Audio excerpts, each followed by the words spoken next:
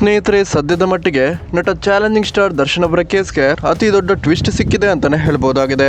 ನಿನ್ನೆ ನಟ challenging star Darshan ಆಗಿರ್ಬೋದು, ಪವಿತ್ರ ಗೌಡ ಮತ್ತು ರೇಣುಕಾಸ್ವಾಮಿ ಕೊಲೆ ಕೇಸ್ನ ಎಲ್ಲ ಆರೋಪಿಗಳು ಸೆಷನ್ಸ್ ಕೋರ್ಟ್ಗೆ ಹಾಜರಾಗಿದ್ದು, ನ್ಯಾಯಾಧೀಶರು ನಟ ದರ್ಶನ್ ಮತ್ತು ಎಲ್ಲ ಆರೋಪಿಗಳ ಮುಂದೆ ಆರೋಪಗಳನ್ನು ಓದಿದ್ದಾರೆ. ಈ ಸಮಯದಲ್ಲಿ ನಟ ದರ್ಶನ್ ಸೇರಿದಂತೆ ಎಲ್ಲ ಆರೋಪಿಗಳು ಕೂಡ ತಮ್ಮ ವಕೀಲರನ್ನ ಬದಲಾವಣೆ ಮಾಡಿಕೊಳ್ಳಲು ನ್ಯಾಯಾಧೀಶರ ಬಳಿ ರಿಕ್ವೆಸ್ಟ್ ಅನ್ನ ಮಾಡಿಕೊಂಡಿದ್ದು, ದಯವಿಟ್ಟು ಟ್ರಯಲ್ ಶುರು ಮಾಡೋದಕ್ಕಿಂತ ಮುಂಚೆ ನಮ್ಮ ವಕೀಲರನ್ನ ಬದಲಾವಣೆ ಮಾಡಿಕೊಳ್ಳಲು 15 ದಿನಗಳ ಕಾಲಾವಕಾಶ ಕೊಡಿ ಅಂತ ನಟ ದರ್ಶನ್ ಮತ್ತು ಎಲ್ಲ ಆರೋಪಿಗಳು ನ್ಯಾಯಾಧೀಶರ ಬಳಿ ಕೇಳಿಕೊಂಡಿದ್ದಾರೆ.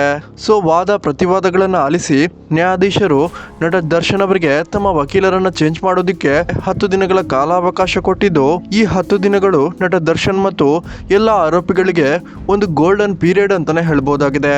ಯಾಕಂದ್ರೆ ಮೂಲಗಳ ಪ್ರಕಾರ ಕೇಳಿ ಬರ್ತಿರುವಂತಹ ಲೇಟೆಸ್ಟ್ ಮಾಹಿತಿ ಪ್ರಕಾರ ನಟ ದರ್ಶನ್ ಅವರು ಸುಪ್ರೀಂ ಕೋರ್ಟ್ ನ ಖ್ಯಾತ ವಕೀಲರಾಗಿರುವಂತಹ ಗೋಪಾಲ್ ಸುಬ್ರಹ್ಮಣ್ಯ ಅವರನ್ನ ತಮ್ಮ ಮುಖ್ಯ ವಕೀಲರಾಗಿ ನೇಮಕ ಮಾಡಿಕೊಳ್ತಿದ್ದು, ಇದು ನಿಜವಾಗ್ಲೂ ನಟ ದರ್ಶನ್ ಅವರ ಕೇಸ್ಗೆ ದೊಡ್ಡ ಟರ್ನಿಂಗ್ ಪಾಯಿಂಟ್ ಅನ್ನೇ ಕೊಡಲಿದೆ ಅಂತ ಹೇಳಲಾಗ್ತಿದೆ.